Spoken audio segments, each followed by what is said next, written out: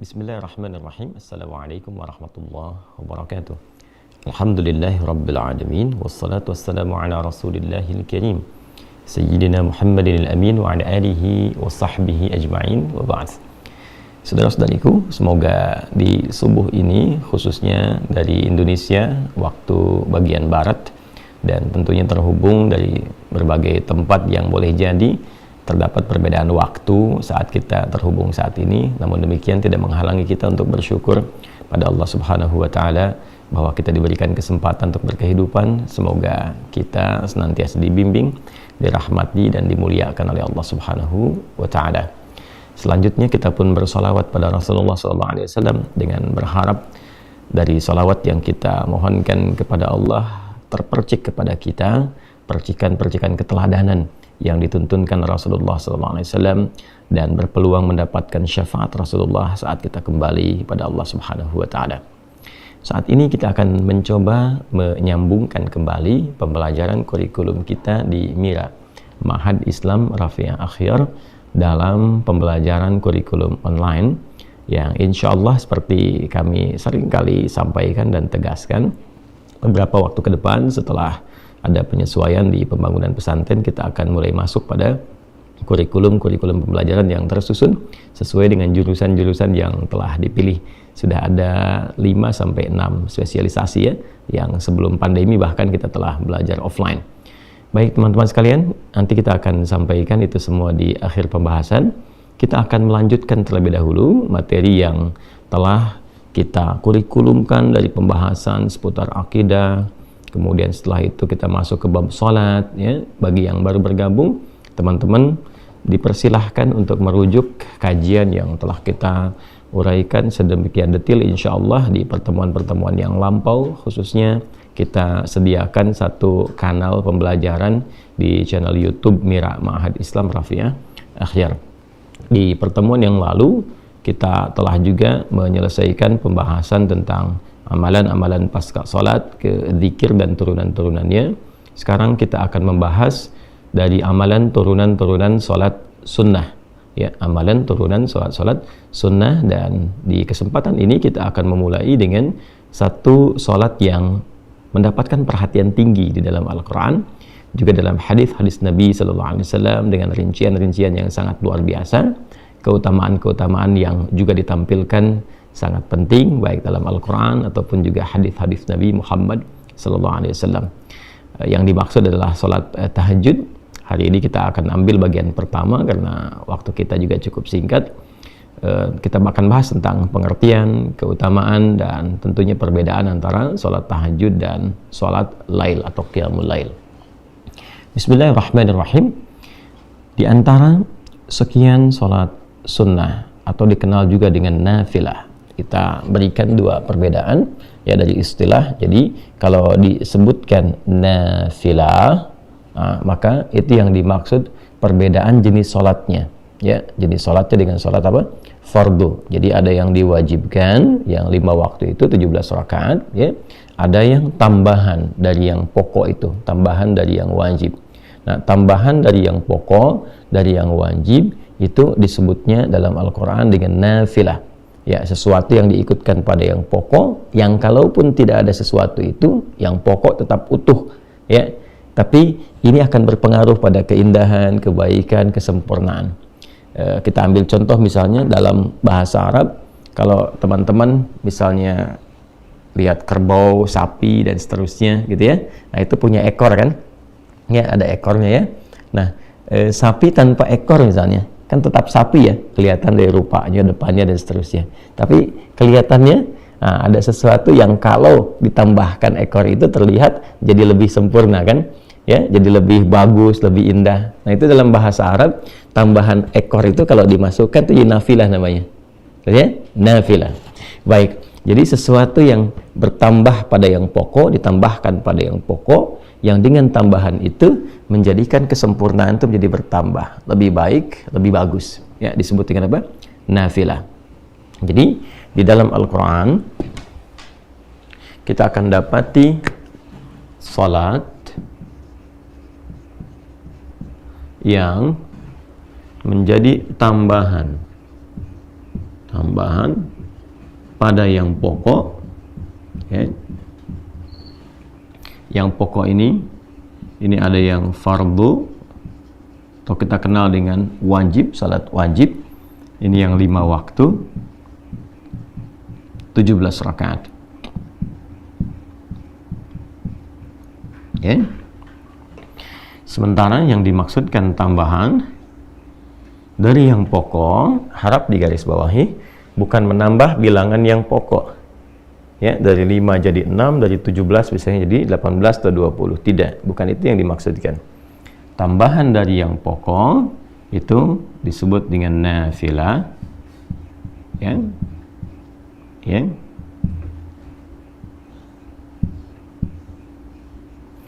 Disebut dengan nafilah, memberikan kesan secara kiasan kepada kita semua bahwa kata nafilah berarti sesuatu yang menyempurnakan.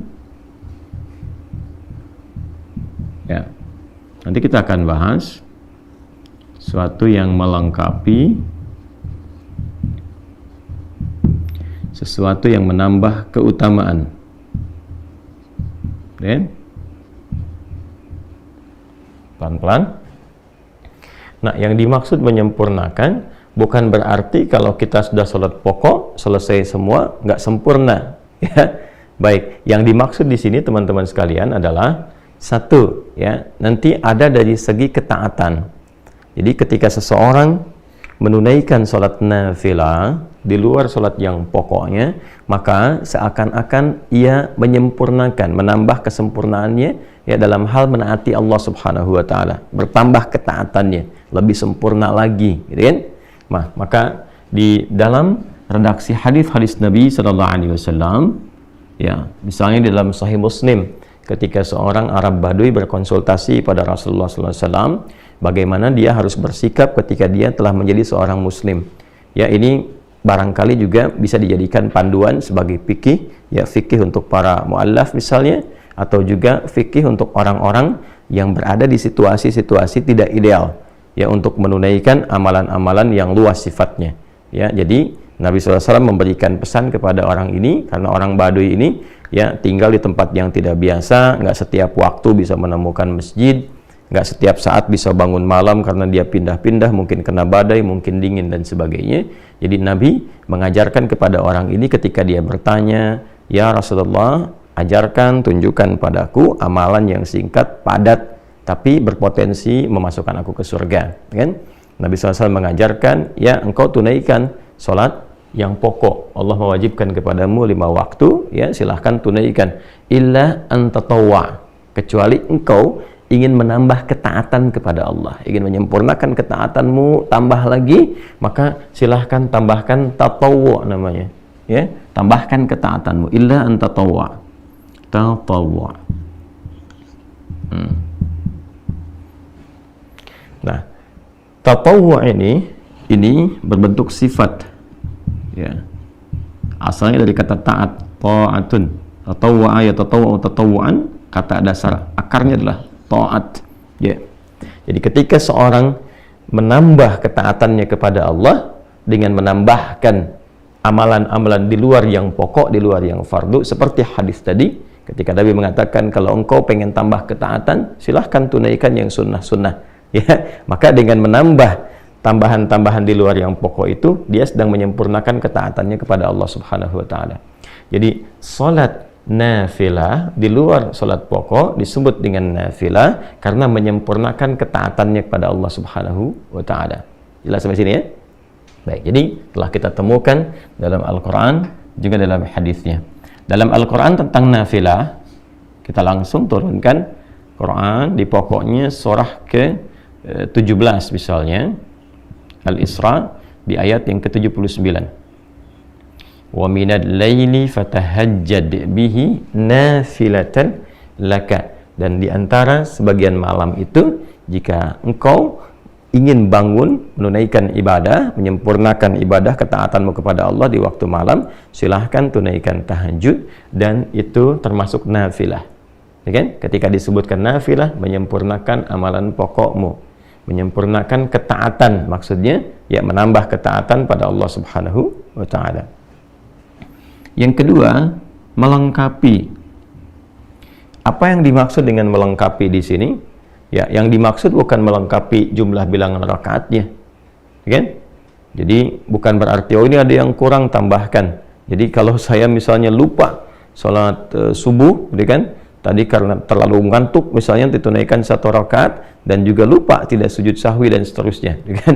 Nah, itu babnya berbeda, bukan ditambah dengan sholat sunnah. Ya, nanti ada tambahan-tambahan untuk melengkapi bilangan-bilangan yang pokok itu, ya, entah itu nanti dengan mengulang kembali kalau diduga yang pertama ditunaikan itu memang betul-betul tidak khusyuk, tidak maksimal sehingga mengeluarkan dari sifat-sifat benarnya menunaikan sholat, ya, atau nanti ada mekanisme lain yang tidak sama dengan amalan-amalan yang nafilah.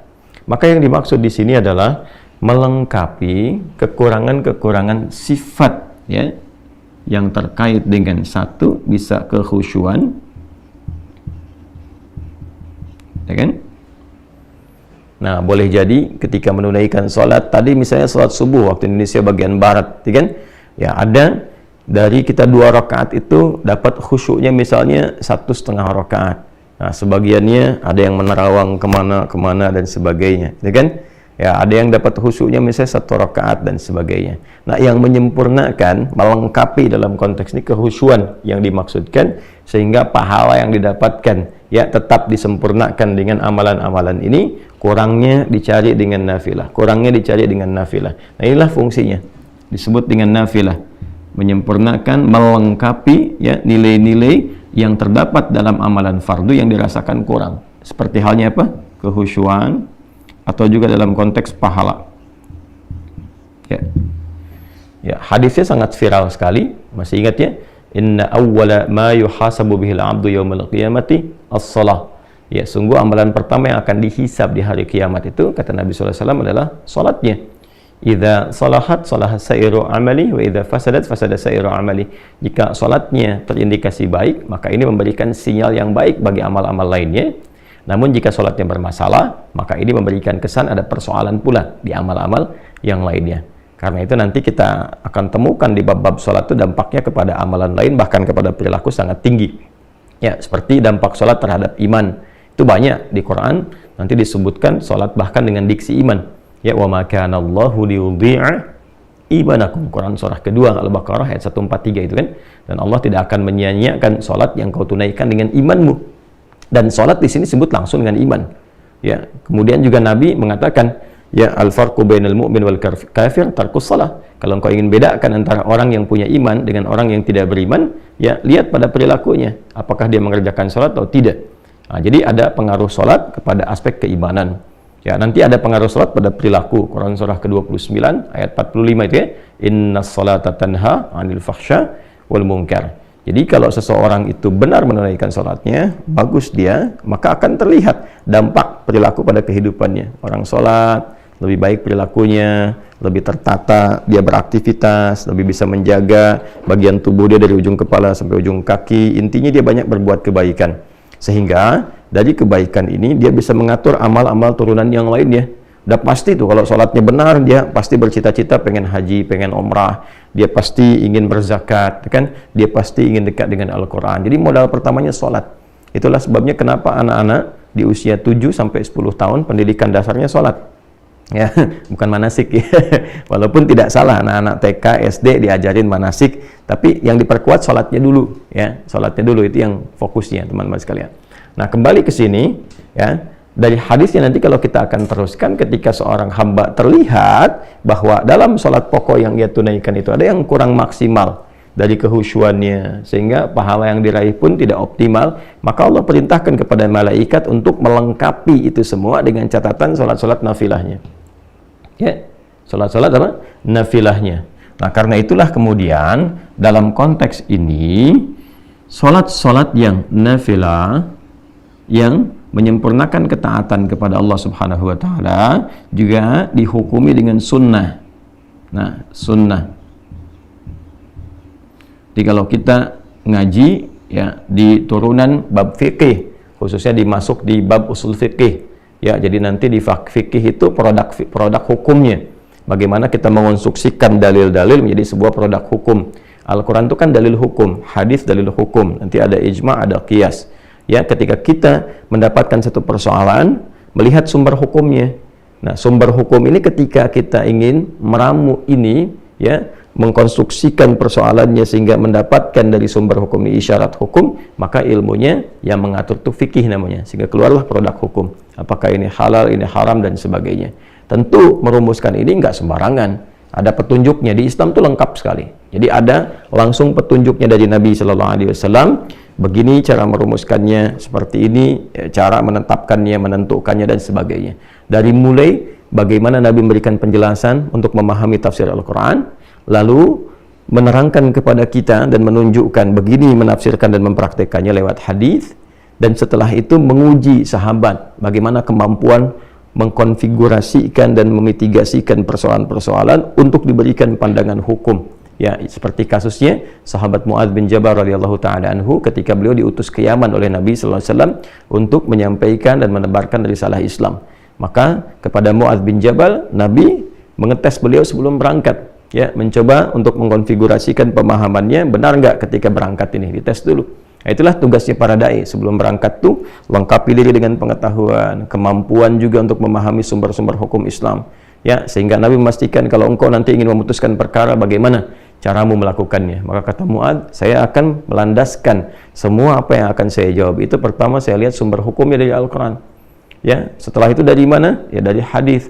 Setelah itu kalau engkau ingin memutuskan itu, engkau tidak dapat langsung lihat dalilnya spesifik di Quran, juga di hadis, bagaimana? Ya, ana ajtahidu bira'i, kata beliau, saya menggunakan pendekatan, ya, pemahaman saya yang bersumber dari Al-Quran dengan hadis. Jadi dikonfigurasikan, oh ini seperti ini nih memahaminya.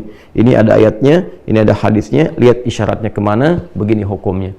Dan nanti yang luar biasa membaca itu, ya, untuk merumuskan pola hukum di turunan fikih sehingga menjadi kaidah-kaidah fikih, diantaranya Al-Imam Asy-Syafi'i dengan kitabnya yang sangat terkenal yaitu kitab Ar-Risalah yang dikodifikasikan, dibukukan dari hasil surat menyurat beliau, ya, dengan seorang pembesar yang meminta petunjuk, dijawab, minta petunjuk, dijawab oleh Al-Imam Asy-Syafi'i, lantas itu kemudian dibukukan. Yang sebelumnya didahului juga oleh Imam Abu Hanifah memberikan isyarat-isyarat qiyas nanti, ya, karena di tempat beliau beraktivitas di Irak itu karena jauh dari Madinah, maka pendekatan ra'i, ya, rasionalitas itu lebih banyak. Jadi kalau kita lengkap di Islam tuh, kalau ingin belajar spesifikasi tentang turunan sumber hukum dalil, ada Imam Malik misalnya rahimahullahu taala yang tumbuh berkembang sampai wafat di Madinah, imamnya Madinah, Imam Darul Hijrah. Kalau kita ingin belajar tentang logika dalam agama, bagaimana memahami ini secara logika, bagaimana memahami hukum ini secara pendekatan logika, maka ada Imam Abu Hanifah An-Nu'man. Ya, kalau kita ingin menggabungkan keduanya, ada Al-Imam Asy-Syafi'i. Nanti muridnya Imam Asy-Syafi'i ada Imam Ahmad bin Hanbal. Jadi lengkap, di kita tinggal merujuk, memilih, melihat, dan melengkapi keseluruhannya. Kembali ke sini, maka nanti, ya, dalam pendekatan ilmu fikih ada turunan usul fikih. Nah, di situ kita akan temukan, ya, di antara definisinya. Karena nanti ada perbedaan antara hadis dengan sunnah di ilmu hadis, fikih, dan usul fikih. Ya, kalau di hadis nyaris keduanya sama, dibedakannya dengan kurikulumnya saja. Semua yang bersandar dari Nabi Sallallahu Alaihi Wasallam, baik perkataan, perbuatan, sifat, dan sikap, disebut dengan hadis. Ya, kalau itu kemudian dijadikan jalan hidup untuk diikuti, disebut dengan sunnah. Terkurikulumkan jadi apa? Jadi sunnah. Ya, kemudian ketika masuk kepada aspek hukumnya yang saat dikerjakan, ini ya, dia mendapatkan pahala. Nah, itu yang sering kita dapati kan. Kalau tak mampu melakukan itu karena uzur tertentu pun tidak berdosa, ya kan? Jadi terjemahannya lebih enak seperti itu. Kalau dikerjakan mendapatkan pahala, artinya ada tambahan di sini. Ini poinnya, ya kan? Kalau tak mampu dilakukan karena uzur tertentu, maka tidak menjadi dosa, nggak apa-apa gitu. Ya, tapi kalau bisa Anda kerjakan, maka mendapatkan potensi apa? Pahala. Ini gambarannya. Jelas ya? Nah, teman-teman sekalian, nanti kalau kita ngajinya masuk ke kaidah fikih, misalnya di fikihnya, ya, maka kita akan temukan sunnah itu nanti bersandingnya dengan apa? Dengan turunan hukum di antara 5 hukum itu. Ya, jadi mulai pertengahan nanti ada ibahah, ya, satu yang kebolehan, nanti ketika boleh disebut dengan mubah, geser ke kanan jadi sunnah. penekanannya. Ke kanannya lagi jadi wajib, ke kiri jadi makruh, kiri lagi jadi haram. Jadi kalau kita jemari kita ini 5 ya, Allah ciptakan ya, pada umumnya kita dapati 5, ini juga jadi standar pengetahuan hukum kalau kita ngaji di fikih ya. Balik ke sini. Nah, ini nanti akan diperintahkan oleh Allah kepada malaikat untuk melengkapi pahala-pahala ini. Karena itu disebut dengan sunnah ya. Kemudian teman-teman sekalian, juga di setiap amalan nafilah ini ada keutamaannya yang tentunya berbeda dengan keutamaan sholat apa? Fardu ya. Dari subuh sampai dengan isya tentu utama ya, seperti yang pernah kita bahas sebelum-sebelumnya, memberikan ketenangan kepada jiwa, mempercepat pengabulan doa, kan? Merubah perilaku jadi lebih baik. Itu amalan-amalan sholat fardu. Jadi sholatnya 5 waktu, keutamaannya yang pokok juga 5. Pernah kita uraikan, silakan rujuk kembali. Nah, sedangkan yang ini sholat-sholat nafilah yang dihukumi sunnah ya, dihukumi apa? Sunnah. Nanti kita akan kaitkan kenapa lebih banyak disebutkan sunnahnya, viral namanya, dibandingkan dengan nafilah, karena ada aspek yang ini, yang ketiga ini, keutamaan. Ternyata di setiap sholat nafilah itu akan ditemukan keutamaan-keutamaan yang bahkan boleh jadi nggak didapati dalam sholat fardu ya. Nanti kita lihat ragamnya. Misal, sering kita dapati sholat yang rawatib, yang tersusun ya, bersanding dengan sholat-sholat fardu. Misal 2 rakaat sebelum subuh tadi kan, kemudian 4 rakaat sebelum zuhur. Kalau tak mampu 4 jadi 2, hadisnya Ibnu Umar radhiyallahu taala anhuma. 2 rakaat setelah zuhur, kan? 2 rakaat setelah maghrib, 2 rakaat setelah isya, kan? Nanti ada yang rawatib itu yang 12 ya. Nah, itu diantara keutamanya apa? Memberikan kelengkapan kepada sholat fardu dari segi kehusyuan, segi pahala. Nanti ada sholat mutlak ya, ada yang waktunya dekat dengan sholat fardu, ada yang terpisah jauh. Seperti yang dekat-dekat itu misalnya 4 rakaat sebelum asar. Hadisnya Ibnu Umar radhiyallahu taala anhuma, rahimallahu imra'an shalla qabla al-asri arba'an. Allah merahmati seorang hamba yang sholat 4 rakaat sebelum asar. Nanti ada yang agak mendekat lagi misalnya, tapi ada jeda seperti sholat syuruk, ya kan? Nah, yang hadisnya sangat viral sekali. Nanti kita akan masuk ke situ juga ya. Man shallal ghadata fil jama'ati, siapa yang menunaikan salat fardu subuh dengan berjamaah. Nanti tafsirnya kita akan bahas kemudian, apakah di masjid atau cukup berjamaah ya. Kemudian tsumma yaqudu yadhkurullah, kemudian dia duduk berzikir kepada Allah Subhanahu wa taala sampai tiba awal duha, yaitu syuruk ya. Kemudian dia tsumma yusalli rak'atain, dia salat 2 rakaat. Fa kana alaihi ka ajri hajjin wa umratin, maka seakan-akan dia mendapatkan pahala senilai haji dan umrah. Kata Nabi, sempurna ya. Nah, ini diantaranya. Kemudian nanti masuk ke duha, pertengahan duha, akhir duha, sampai juga nanti ada tahajud di malam harinya ya, atau juga secara umum ada qiyamul lail. Nah, itu setiap bagian sholat punya keutamaannya sendiri. Apa fadilahnya sholat syuruk, apa pertengahan duha, apa akhir duha, apa keutamaan tahajud dan seterusnya. Nah, jadi di setiap amalan-amalan, kenapa disebut dengan nafilah ya, memberikan kesan bahwa ada sesuatu di dalam yang menyempurnakan, ada sesuatu yang dalam yang melengkapi, ada keutamaan yang boleh jadi nggak diraih di dalam sholat fardu karena urusan-urusan tertentu ya, tambahan-tambahan tertentu. Baik, nah bukan berarti wah kalau begini saja berarti untuk apa mengerjakan yang fardu kalau nggak dapat ini. Tidak, cara berpikirnya bukan demikian. Nanti kita belajar apa keutamaan ini gitu ya, karena kalau yang ini yang pokok itu mengikat semua hal yang secara umum itu dirasakan, dibutuhkan, dan mendorong manusia untuk beraktivitas. Jadi ini standar manusia kalau yang ini. Manusia butuh ini. Tapi kalau yang ini, nanti ada pilihan-pilihan. Ya, boleh jadi si fulan aktivitasnya di A, nanti yang cocok sholatnya ini. Si fulan ada di B, nanti yang sesuai sholatnya ini. Itu maksudnya. Nanti kita akan dapati. Ya. Nah, karena psikologi manusia, umumnya, kalau ingin mengerjakan sesuatu, butuh motivasi. Yang dia dapatkan apa? Jarang, motivasinya ketaatan jarang. Kecuali punya tingkat keimanan yang sangat tinggi. Ya, biasanya motivasi manusia pada umumnya kalau saya kerjakan ini dapat apa? Kan? Kalau saya bisa melakukan ini, apa yang bisa diraih? Nah, karena itu bab salat nafilah, jamaknya disebut dengan nawafil, nafilah. Jamaknya disebut dengan nawafil. Itu lebih banyak diviralkan, dipopulerkan dengan istilah yang sunnah ya, salat-salat sunnah.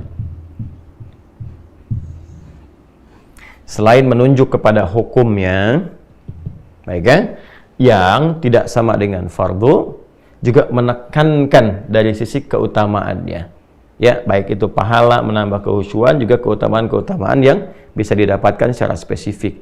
Jadi, kalau kekinian misalnya, kamu kerjakan tahajud ya itu kan sunnah. Tarawih apa itu kan sunnah. Kenapa memviralkan sunnah di kalangan para ulama? Untuk memberikan kesan bahwa sekalipun ini bukan yang pokok, tapi itu ada keutamaannya loh. Ya kan? Ada pahala yang luar biasa loh. Untuk memotivasi kita. Jadi ketika disebutkan sholat sunnah, yang muncul pertama kali itu digambarkan tuh, jangan gambaran begini, ya. Cuma sunnah nggak apa-apa nggak ngerjain juga, bukan. Ya, karena definisi sunnah itu bukan ke situ. Ya, ketika kita bawa ke dalam nuansa ibadah, ke fikih, ada pahala di situ. Yang kalau nggak dikerjakan, saya kan, atau sengaja misalnya tertinggalkan atau mungkin nggak mengerjakan sama sekali, bukan dengan maksud mengabaikan. Jadi kalau mengabaikan jadi dosa. Ya, dalam arti yang nggak ditunaikan saja. Ya, sayang ada sesuatu yang hilang, sementara itu bisa dilakukan. Itulah sebabnya kenapa diviralkannya ya kalimat sunnahnya dibandingkan dengan apa? Dibandingkan dengan nafilah dan turunan lainnya. Jadi kalau disebutkan namanya nafilah, ini jamaknya nawafil, hukumnya apa? Sunnah. Sifatnya tatawwu'. Jadi kalau menemukan bab-bab dalam fikih ngaji, babun nawafil, itu sama dengan sunnah.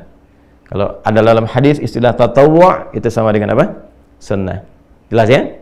Nah, di antara salat-salat nafilah yang berhukum sunnah yang sangat ditekankan dalam Al-Quran karena memiliki sifat-sifat yang tinggi dari 3 hal yang diuraikan ini terkait dengan makna nafilah adalah salat malam spesifik tahajud.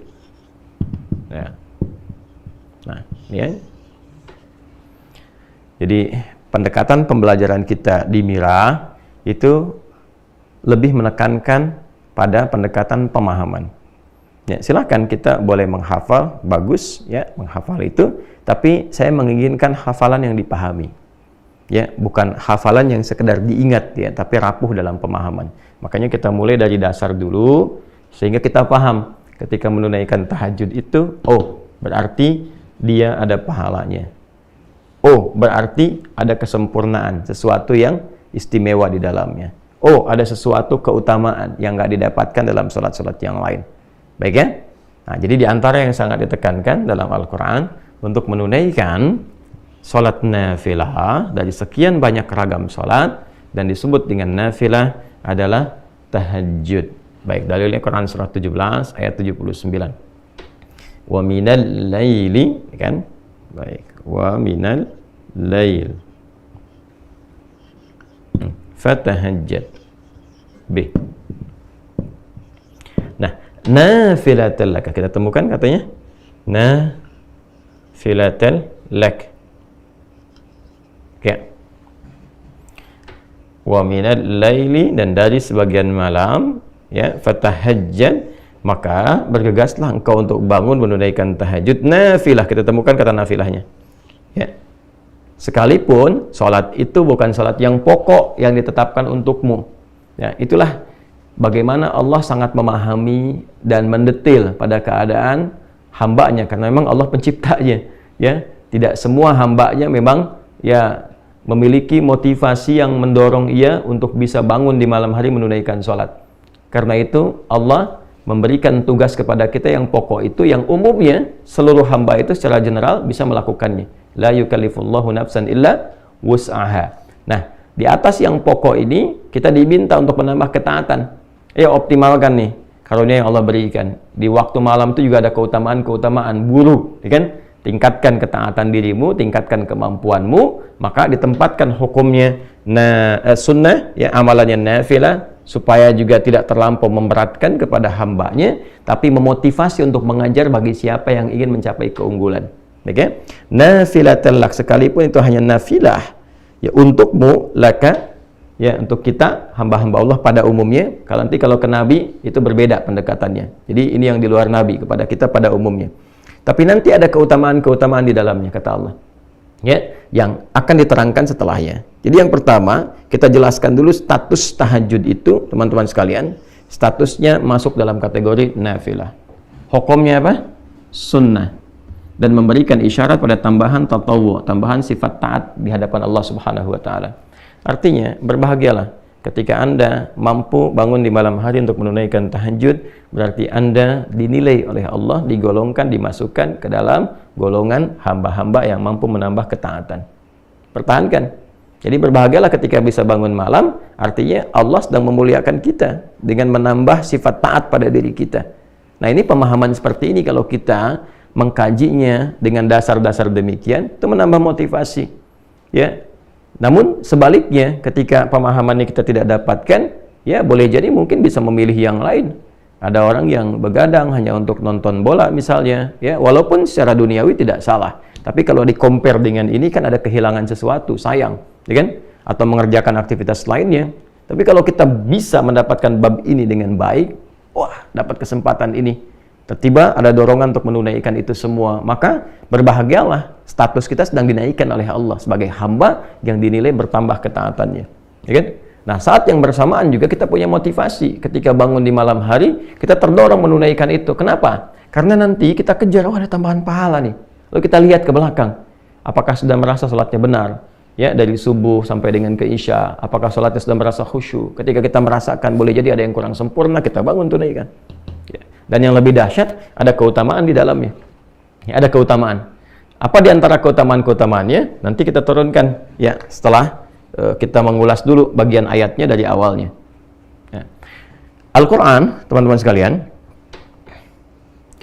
sebelum menampilkan kepada kita untuk menunaikan sholat yang dimaksudkan, maka menjelaskan kepada kita 3 hal utama. Ya, 1, penjelasan waktu.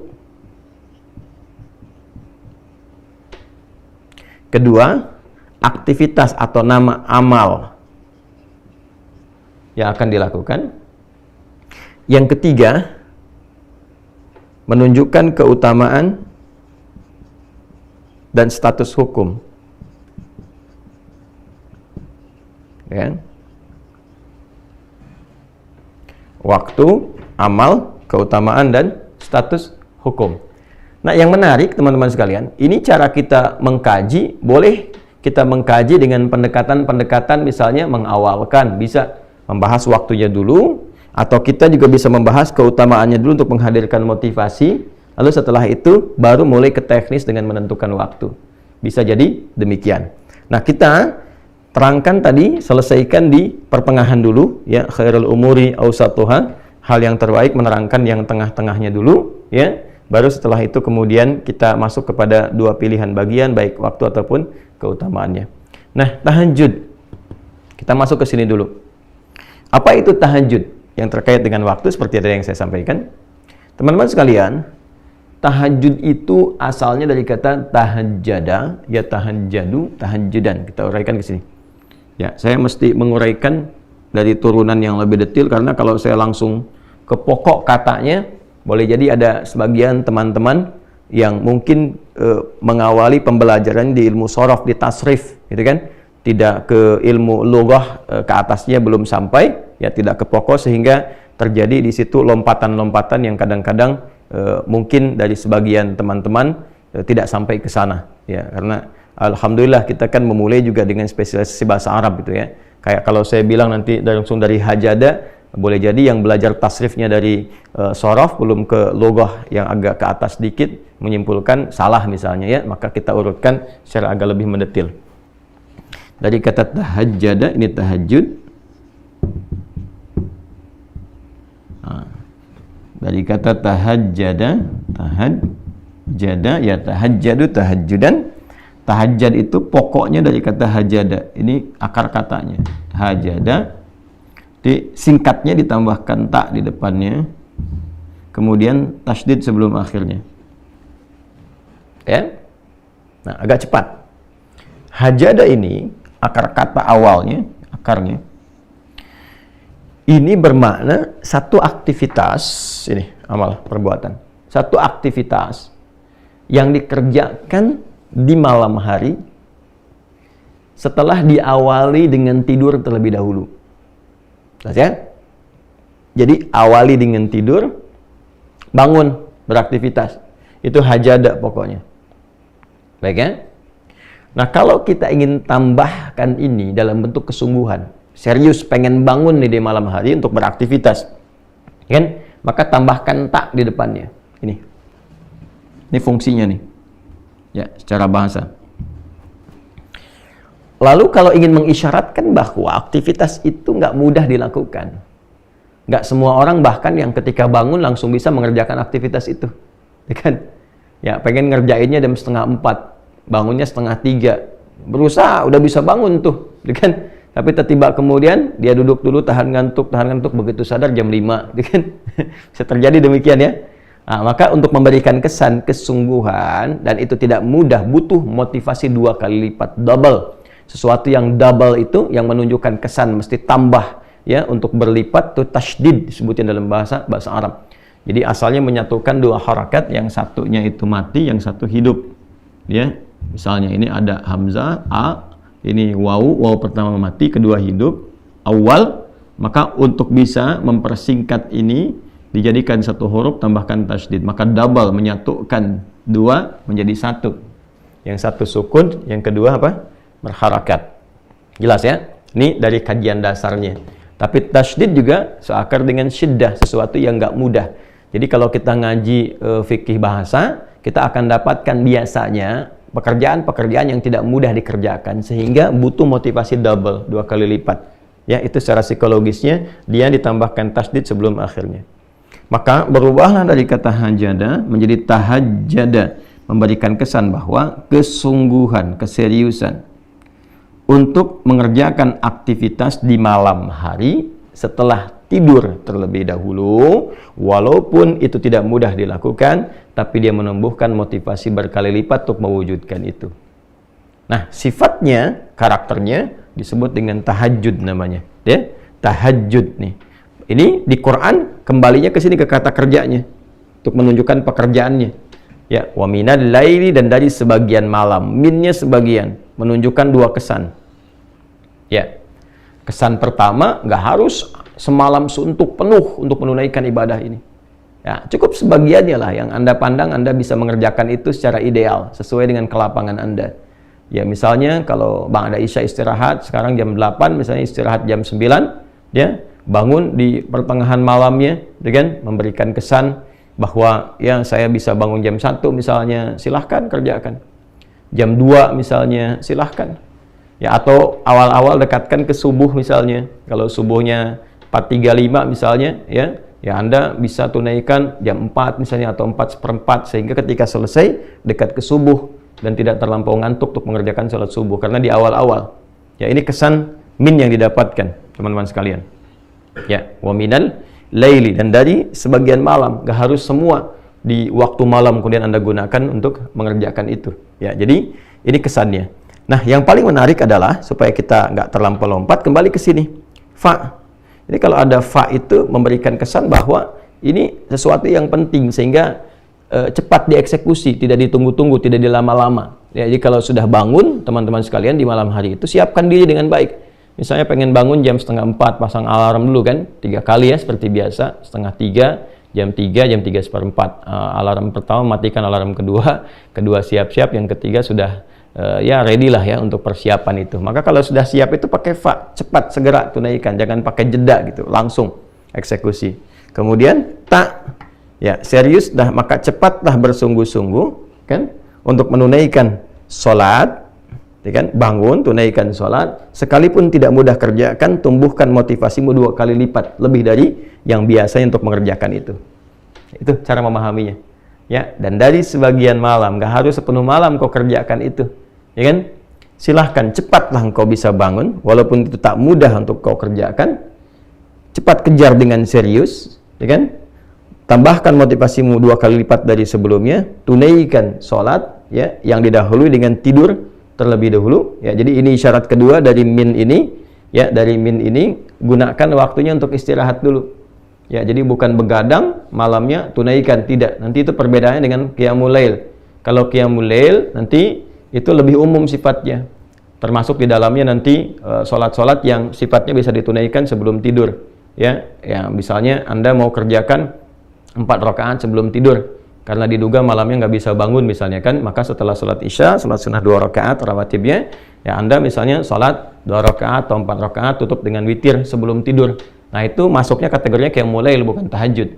Ya, qiyamul lail bukan tahajud. Itu perbedaan qiyamul lail dengan tahajud. Jadi kalau qiyamul lail itu sifatnya lebih umum. Ya, salat yang ditunaikan dari mulai ba'da isya sampai menjelang sahar. Ya, karena lail itu waktunya nah kita masuk sini aja biar kita padukan. Lail, nah waktunya terbentang dari ba'da isya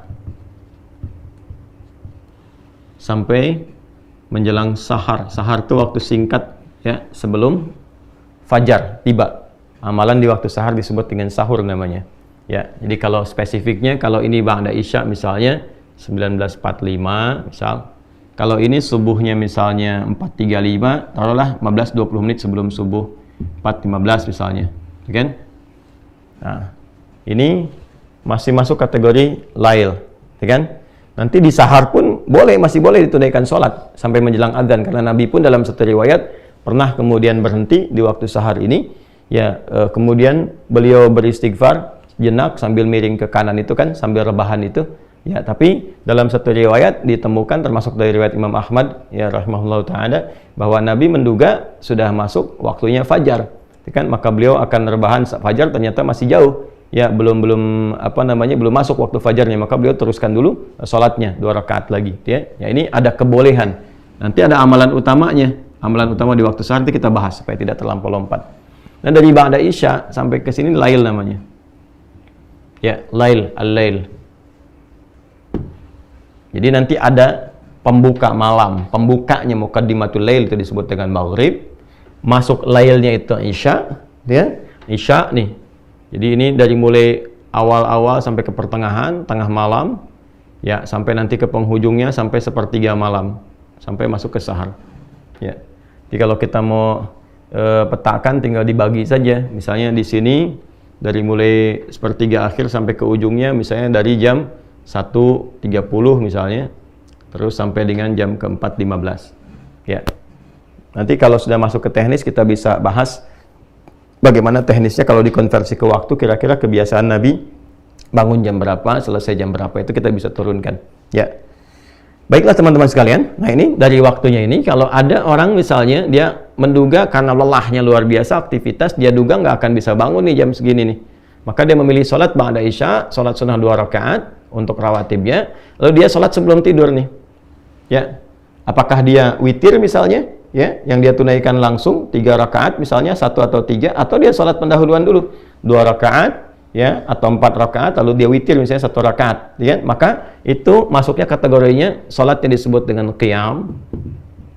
Ya, turunan dari kata aqama, yuqimu, diambil dari kata aqama, sifatnya disebut dengan qiyam. Ya, maka yang ditunaikan di malam hari sifatnya waktu malam, waktunya malam, maka disebut dengan qiyamul lail, ya, atau disebut juga dengan sholatul lail.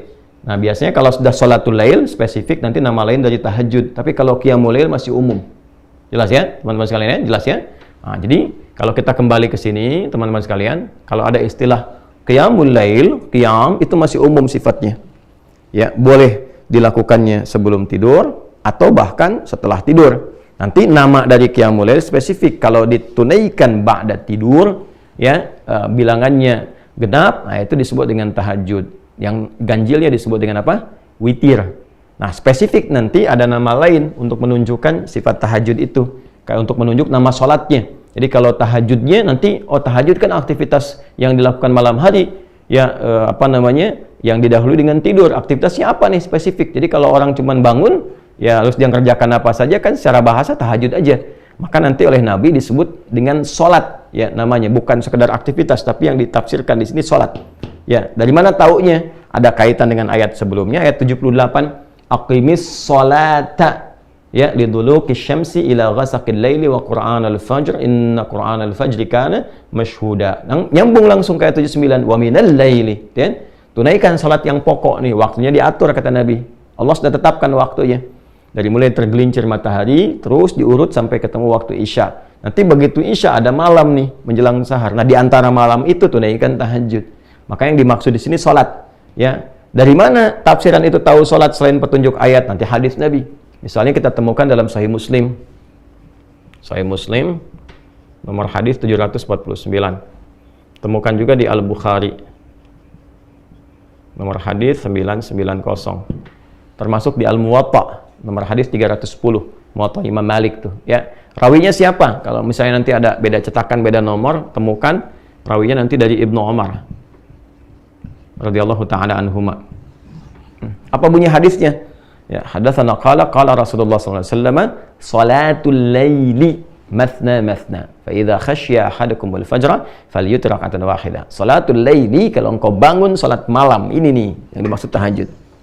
Maka teknisnya nanti Nabi ada yang tunjukkan 2 rakaat, di hadis itu ada yang tunjukkan nanti 4 rakaat, kemudian ujungnya 3. Nanti kita akan lihat secara teknis setelah masuk ke teknisnya. Ya. Jadi kalau ada istilah tahajud yang dimaksud salat. Ya. Waktunya ini didahului dengan tidur, silahkan bangun di pertengahan sampai dengan ke ujung malam. Ini ya. Hukumnya apa? Sunnah. Keutamaannya ada hal-hal yang luar biasa diisyaratkan dengan nafilah. Nah, apa saja rahasia keutamaannya? Setidaknya ada 4 yang paling utama. Baik ya. Yang pertama, langsung kita sambungkan ke ayat masih yang sama, ayat 79 sampai 80. Ya, nanti di ujung 79, di awal 80. Nafilatan laka asa an yab'athaka rabbuka maqaman mahmuda. Satu, tahajud itu diantara keutamaannya, ini rahasianya. Kenapa saking pentingnya tahajud ini, walaupun ibadahnya sunnah, ya, sifat hukumnya, tapi sangat ditekankan di Quran karena ada rahasia di dalamnya. Ada keutamaan yang nggak bisa diraih di sholat-sholat lain, termasuk dalam sholat fardu. Satu, asa ayyab'athaka rabbuka maqaman mahmuda. Boleh jadi dengan kesungguhan menunaikan sholat itu, Allah akan menempatkanmu di tempat yang terbaik. Maqaman mahmuda, tempat atau kedudukan tinggi, karena maqam itu sesuatu yang tinggi, ya, dan terpuji, terbaik. Tempat kedudukan tinggi yang terbaik. Awas, hati-hati ya, dipilihkan oleh Allah yang terbaik. Ya, maqam itu, teman-teman, itu punya 2 arti spesifik. Bisa dia real, tempat yang tinggi, yang terhormat, ya, atau juga menunjukkan sifat. Jadi dia bukan tempat dalam arti punya ketinggian, tidak, tapi sesuatu, boleh jadi juga pijakan, tapi dari situ menunjukkan satu perbuatan yang baik yang mengantarkan pada kedudukan tinggi. Ya, seperti Nabi Ibrahim misalnya, ya, kan kalau kita mau tawaf tuh, ya, setelah dari Hajar Aswad, ya, kurang jarak, boleh jadi dari situ ada 5 meteran, kan ada maqam Ibrahim, ya. Ya, maqam Ibrahim itu sebetulnya bukan tempat wujudnya kayak kerucut bentuk kubah ke atas, bukan, itu tapak kaki. Jadi Nabi Ibrahim alaihissalam itu ketika beliau akan meninggikan bangunan Ka'bah, berpijak, ya, pijakan awalnya di situ posisinya. Itu isyaratnya di Quran surah kedua Al-Baqarah ayat 125. Ya, wa idz ja'alnal baita mathabatan lin-nasi wa amna wattakhidhu min maqami Ibrahim musalla. Jadi pijakan pertama untuk meninggikan bangunan Ka'bah, yang dengan pijakan itu menjadi terhormat, kedudukan beliau tinggi. Saking terhormat tingginya, Allah jadikan area itu tempat sholat. Ya, tinggi itu. Jadi kalau kita sudah menemukan maqam, artinya kita katakan kedudukan, tempat tinggi yang terhormat, yang terbaik. Ya. Nah, kenapa kuburan juga disebut dengan maqam? Memberikan kesan kepada kita bahwa sebelum meninggal bersikaplah yang baik, yang mulia, sehingga ketika engkau meninggal pun engkau dihormati, engkau punya kedudukan. Ya, makanya orang-orang dulu menyebutnya ke makam maksudnya. Ya, yuk lihat orang-orang terhormat, ya, yang dikubur, yang kita datang berziarah ke situ, mendapatkan inspirasi dari ziarah itu, bagaimana menjadi lebih baik, ingat kematian, belajar dari orang wafat ini supaya meningkatkan ketaatan kepada Allah. Jadi semua tuh ada maknanya di Islam tuh. Itu maksudnya. Nah, amalannya mengantarkan kita untuk mendapatkan tempat kedudukan terbaik dalam aktivitas kita, ya, dan ditempatkan oleh Allah secara langsung, itu tahajud. Ini mahal. Ya, makanya saya sering agak rewel ya pada aktivitas yang sifatnya padat yang kita jalani, baik itu misalnya di bisnis, di diplomasi, di dunia politik misalnya, termasuk juga para ustadz, apalagi ya ustadz pengajar dan seterusnya. Nah, ini amalan yang sangat ideal nih. Ya, di kedudukan tinggi yang terbaik, yang terhormat. Ya, tinggi itu misalnya kalau di bisnis Anda berharap menjadi direktur misalnya kan. Nah, di posisi itu kan tinggi. Tapi terbaik nggak untuk Anda? Belum tentu. Ya. Nah, boleh jadi ketika Anda ada di posisi itu ternyata tempatnya, kedudukannya bagus, tapi situasinya nggak ideal. Ya, ternyata di titik itu ada sesuatu yang bisa menjerumuskan Anda pada kemaksiatan. Mulai misalnya, mohon maaf sekali, ya olahraganya juga udah beda, ya kan? Olahraganya udah olahraga yang mengantarkan pada maksiat, pergaulannya nggak bagus. Anda belum siap di situ, belum optimal. Maka ditempatkan oleh Allah misalnya di manajer dulu, yang terbaik bagi Anda. Nanti dibimbing pelan-pelan supaya bisa memperbaiki. Nah ini, jadi kedudukan tinggi itu disifati langsung dengan mahmuda, yang ideal buat Anda, yang terbaik, yang bagus, yang pas, yang mendukung ketaatan Anda kepada Allah. Jadi dunianya dapat, akhiratnya diraih. Nanti di situ dibekal lagi supaya naik lagi. Ya. Kemudian apa yang kedua? Waqur Rabbi adkhilni mudkhala sidqin.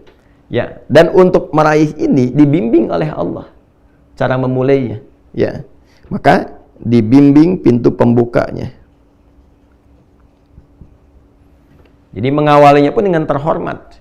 Ya, bukan dengan sogokan. Kadang orang pengen kedudukan, nyogok, ya, menipu, ya, dan seterusnya. Sifat-sifat yang buruk lah. Ya, ini banyak hal nih.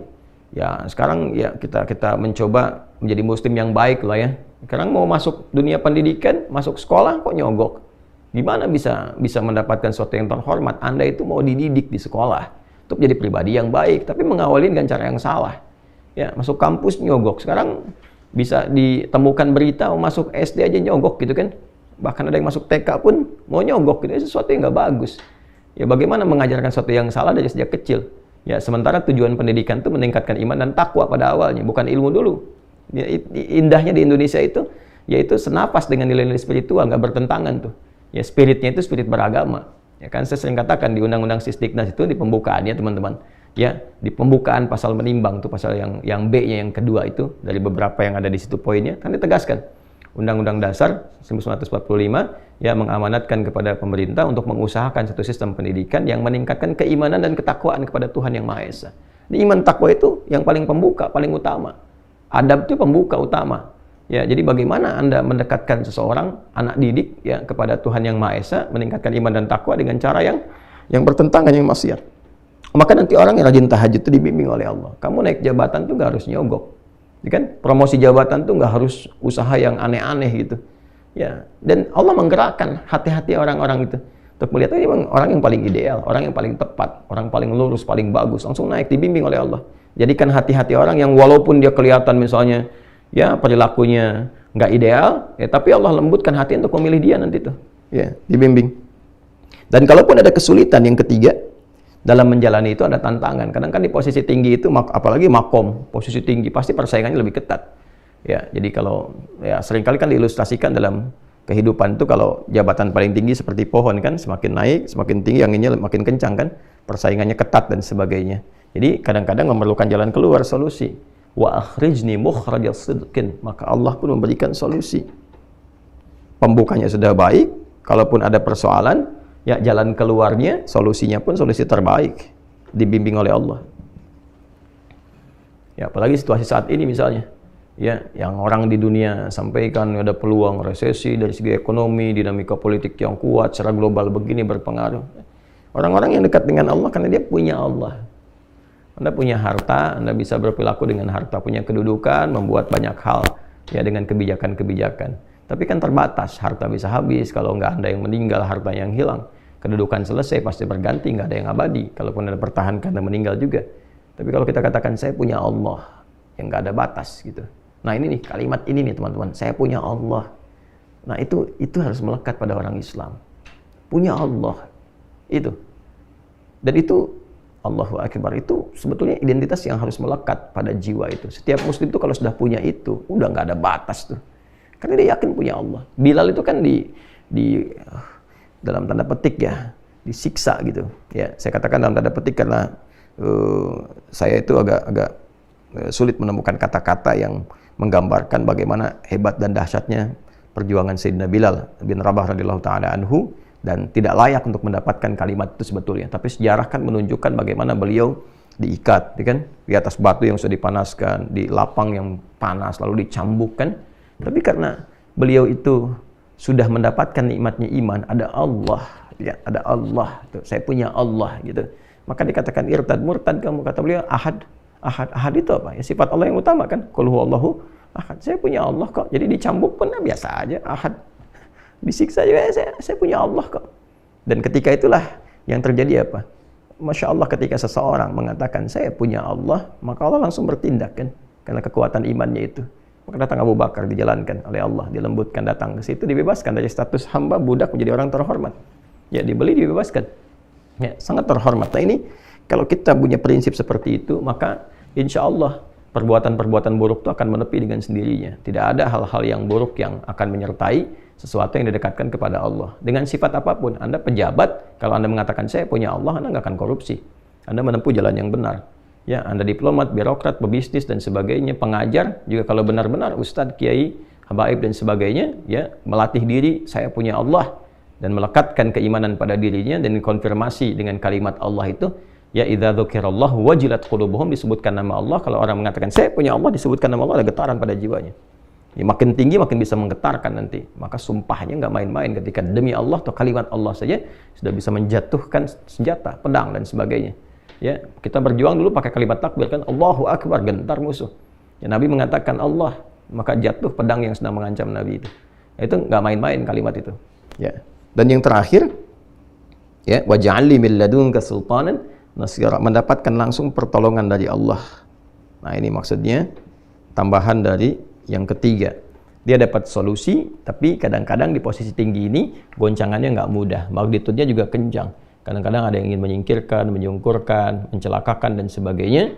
Ya, maka Allah langsung yang menurunkan satu skema untuk menolongnya. Dan ini yang kaitan nanti termasuk dengan surah Yasin dalam konteks pengepungan Nabi Shallallahu Alaihi Wasallam. Ya, Allah kemudian jadikan matanya tak bisa melihat, orang-orang itu ditidurkan, mengantuk, yang mengepung Nabi 100 orang, pasukan khusus yang kalaupun ada hewan tuh bisa terasa, terlihat dan sebagainya. Tapi ya Allah Subhanahu wa taala berkehendak Nabi melenggang begitu saja dalam keadaan ya 100 orang pasukan khusus pemuda-pemuda terbaik itu dalam keadaan yang tidak sadarkan diri. Ya, ini pertolongan yang Allah berikan. Jadi dalam kondisi-kondisi yang sifatnya padat, aktivitasnya kuat, dan juga tantangan serta dinamikanya juga cukup beragam dan tinggi, maka ada satu amalan, kurang lebih begitulah, yang rahasia amalan ini bisa memberikan pengantar, perlindungan, dan juga penjamin pada kesuksesan yang diharapkan. Amalan itu disebut dengan tahajud. Ya, disebut dengan tahajud karena satu, waktunya dikerjakan di waktu malam, setelah beristirahat terlebih dahulu, diawali dengan istirahat supaya lebih fresh, lebih segar ketika bangun di malam harinya. Kemudian yang kedua, tidak mudah melakukan ini karena keutamaannya juga banyak, maka butuh motivasi yang kuat, serius untuk menunaikan. Nah, di antara keutamaannya, yang pertama, Allah akan berkenan mengangkat, menempatkan hambanya yang konsisten menunaikan tahajud dengan baik dan benar ke posisi yang terhormat, yang terbaik, yang ideal untuknya. Kemudian Allah akan berikan bimbingan agar mengawali semua karir kegiatannya dengan cara terbaik, memberikan solusi terbaik, plus melindungi ia ketika ada yang mengancam atau mengganggu ia dalam beraktivitas berkehidupan dengan cara-cara yang Allah kehendaki untuk memuliakan hamba-hambanya. Ya, walaupun cara-cara itu mengantarkan kepada ajal misalnya dan sebagainya, tapi dia akan jadi orang terhormat. Ya, akan jadi orang terhormat yang dikenang, yang baik, yang mulia. Ya, kalau kematian kan kita nggak bisa tolak sesuai dengan ajal. Ya, tapi kita bisa berikhtiar bagaimana cara meninggal secara terhormat, sehingga ditempatkan bukan sekedar di kuburan, di makbarah, tapi di makom yang ketika dizarahi pun dengan cara-cara yang terhormat, menginspirasi dan diteladani. Jadi meninggal pun masih punya jariah gitu. Ya, nah ini gambarannya teman-teman, rahasia sholat tahajud. Nah, pertanyaannya, belum selesai babnya. Nah, kalau sudah bangun bagaimana menunaikannya? Ya kan, dari mulai bangun, berwudu, kalau ada janabat mandi, sampai menunaikan sholatnya seperti apa tuh? Ada teknisnya. Itu kita akan bahas di pertemuan selanjutnya. Alhamdulillah kurikulum Mira sudah berjalan kembali. Ya, pagi ini kita mulai. Ya, teman-teman, Mira itu Ma'had Islam Rafi'ah Akhyar. Punya dua sifat pendidikan. Satu, pendidikan yang formal, pembelajaran jenjang studinya terukur. Ya, yaitu tingkat pesantren. Alumninya dari SD, jadi setingkat SMP ke SMA. Nah, kita mulainya dari TK, dari PAUD, ya, pendidikan anak usia dini, akhyar. Jadi dari akhyar tuh diharapkan jadi sesuatu yang terbaik ya, di eranya, di usianya. Jadi dari mulai tingkatan itu kita hanya menerima 40 orang, naik ke atas tuh, Nah, nanti lulus TK diharapkan dia sudah punya dasar keislaman yang kokoh, ya sesuai dengan usianya. Jadi Qurannya targetnya 5 juz, kemudian ada pendampingan ibadah, akhlak dan sebagainya. Masuk ke SD 6 tahun itu diharapkan 30 juz. Nanti selesai tinggal diinstal ilmunya. Ilmunya itulah yang di pesantren yang kita sebut Mira. Sekarang sedang kita bangun. Itu dari SMP sampai SMA. Kita siapkan skema. Jadi saya sedang nabung nih, selain ini wakaf. Masih ada peluang teman-teman. Silakan. Nanti insya Allah diharapkan akhir tahun ini sudah wujud gitu kan. Nah, kemudian mau menjelang Ramadan ini kita speed up supaya beberapa unit bisa selesai diibadahi terlebih dahulu sebelum digunakan. Ya, teman-teman masih ada peluang wakaf di nomor rekening 111 3 kali satunya 111 4444 4 kali 4-nya ya, kemudian 142 111 4444 142 10 digit di Bank Syariah Indonesia atas nama Ma'had Islam Rafiah Akhyar, Yayasan Ma'had Islam Rafiah Akhyar. Nanti yang formal itu bisa ditempati. Nah, kita juga sedang nabung supaya nanti bisa meringankan dan kita harapkan bisa gratis. Nah, setelah itu lulus S1, S2, S3 itu nerimanya 40 dari bawah tuh. Ya, nggak bisa masuk di tengah-tengah kecuali memenuhi kualifikasi dan kuota ada. Misalnya dari SD misalnya yang ke situ hanya 20 berarti dibuka untuk umum 20. Kalau 30 berarti ada 10 peluangnya. Nanti sebelum diterima 6 bulan paling cepatnya udah dimulai untuk mengkondisikan supaya levelnya sama dulu yang masuk dengan yang sudah ada supaya mudah untuk diberikan pendidikan. Nanti di situ kita spesifikasikan, mungkin ada yang bakatnya ke tafsir, ke hadis, ke fikih, diperdalam, nanti masuk ke atas S1, S2, S3 beasiswa. Kita sudah sekarang siapkan kerjasama dengan 19 negara. Ya. Nah, kemudian ada yang semi formalnya. Saya tidak sebut informal tapi semi formal karena tidak masuk secara sistem pendidikan seperti yang formal tapi pembelajaran jadi formal. Nah, inilah yang sekarang kita berlangsung online-nya yang Mira. Nah, Mira ini dibuat online-nya saat ini bagi teman-teman yang belum tahu dan ingin mendaftar ikut, langsung aja lihat di Uwah Corner tuh ya, langsung ke Uwah Corner, di situ ada paket pembelajarannya, ke situ masuk, kemudian install ya, kita terhubung seperti ini ya, nanti ada Zoom juga dan sebagainya, dan kita nggak ada SPP, nggak ada iuran, nggak ada apa-apa, cuman di awal itu daftar masuk Uwah Corner, ada paketnya infak yang paket itu untuk belajar, selesai, setelah itu tersambung. Nah, nanti di luar ini yang offline-nya ada. Di mana belajarnya nanti di pesantren itu kalau udah selesai. Nanti ada undangan tuh. Jadi begitu santai istirahat di akhir pekan. Nah, ini yang masuk sesuai profesi. Makanya nanti yang sudah aktifkan akun, mohon profesinya dicantumkan di situ. Nanti pasca Ramadan sudah masuk ke sana. Di kelas bisnis ada berapa orang, nanti dibagi nginap di sana. Ya, dan nggak bayar. Kan kita yang bangun juga. Gitu ya. Nah, jadi kalau saya kurang terbiasa kalau kajian misalnya ya taruhlah khusus, nggak salah ya, daurah misalnya spesifik di hotel atau apa dan sebagainya, nggak salah, silahkan. Cuma saya lebih ingin memfungsikan apa yang sudah ada, kita bangun, kita rencanakan supaya berkahnya lebih banyak ya, dan nggak ada bayar karena saya kan ngajar, kita berusaha untuk cari akhirat bukan cari dunia. Jadi kalau Anda mau infak ya infak ke tempatnya aja, untuk bangun, untuk apa, untuk kita fungsikan. Nanti kita makannya sama-sama, kita rasakan suasana kehidupan di pesantren, ya kan? 2 malam misalnya selesai, nanti pekan berikutnya gantian dengan yang lain. Nah, itu yang dikurikulumkan. Nanti ada kelas di kesehatan, kedokteran, ada kelas di bisnis, ya, ada kelas dunia diplomasi, ada kelas ibu rumah tangga, ada kelas ilmuwan dan kelas pembelajar. Ya, termasuk yang dari luar negeri pun sudah kita beberapa ya, dengan Amerika, dengan beberapa yang lain. Nanti ada summer camp. Bisa nanti ikut di summer camp, programnya agak lama itu, kalau bisa sebulan sampai 2 bulan. Jadi belajar tentang keislaman ya, dan disesuaikan dengan kebutuhannya. Jadi kalau dari luar negeri mau belajar boleh, nanti kalau sudah selesai kita siapkan tempat-tempatnya ya. Dan di kita insya Allah semangatnya untuk berislam dengan lebih baik. Nah, ini teman-teman sekalian, insya Allah kurikulum berjalan, mudah-mudahan esok hari juga kita siapkan bersambung dari apa yang telah kita bahas. Kemudian nanti kalau udah masuk bulan Maret, Miranya spesifik untuk Ramadan ya, persiapan Ramadan, karena nanti sudah akan masuk awal-awal ke Ramadan. Jadi sudah Sya'ban tuh, awal Maret itu sudah ke awal-awal menjelang pertengahan Sya'ban ya. Nanti masuk 22 itu sudah akhir Sya'ban, 23 atau 24 nanti kita akan bahas tuh ya, untuk masuk awal Ramadan bersamaan dengan awal Ramadan. Jadi fikihnya kita siapkan dari awal supaya saat Ramadannya kita optimal ya. Dan yang kedua, informasi pentingnya teman-teman sekalian, kita sedang menyiapkan paket-paketnya untuk pembelajaran. Nanti ada juga kejutan, ada juga yang dari sekarang kita siapkan. Nah, untuk hafalan nih, kita Kita udah tebarkan kemarin buku paket hafalannya, kita siapkan ke Sumbawa ada 2.000 plus 300 ke pesantren di Amalelanya, jadi 2.300. Kemudian di Bengkulu kita siapkan 2.000 ya, lalu kita Riau juga kita berikan 1.000 ya, kemudian juga ada di Sukabumi kemarin ya 100 paket kita berikan, satu paket itu ada 3 buku. Nah, teman-teman yang pengen ikut ke visi ini, jadi kita berikan itu, kita sebarkan tuh secara gratis, nanti pas Ramadan kita berikan kurikulum menghafal Quran selama Ramadan. Paketnya udah ada, tinggal dikasih bimbingan terkoneksi ya. Nah, itu kita mau bagikan gratis teman-teman. Jadi kalau mau ikutan teman-teman bisa ke rekening, lihat deskripsi aja ya.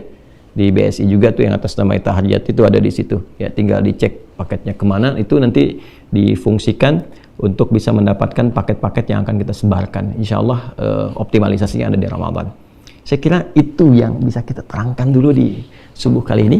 Ya, mudah-mudahan ada manfaat yang Allah ridhai dan mendorong kita untuk semangat menunaikan, meraih kehidupan yang baik dan akhir yang husnul khatimah insyaallah. Terima kasih terhubung di subuh kali ini waktu Indonesia bagian Barat. Semoga Allah rahmati kita semua. Allahumma taqabbal minna innaka antas sami'ul alim wa tub 'alaina innaka antat tawwabur rahim. Rabbana atina fid dunya hasanah wa fil akhirati hasanah wa qina adzabannar. Allahumma ya arhamar rahimin urzuqna ni'matat tahajjud fi hayatina ya Allah waj'alna minal mustaqimin fiha ya arhamar rahimin. Wa sallallahu ala sayyidina Muhammad wa ala alihi wa sahbihi ajma'in. Wa akhiru da'wana subhanakallahumma wa bihamdika nashhadu an la ilaha illa anta nastaghfiruka wa natubu ilaik. Walhamdulillahi rabbil alamin. Assalamualaikum warahmatullahi wabarakatuh.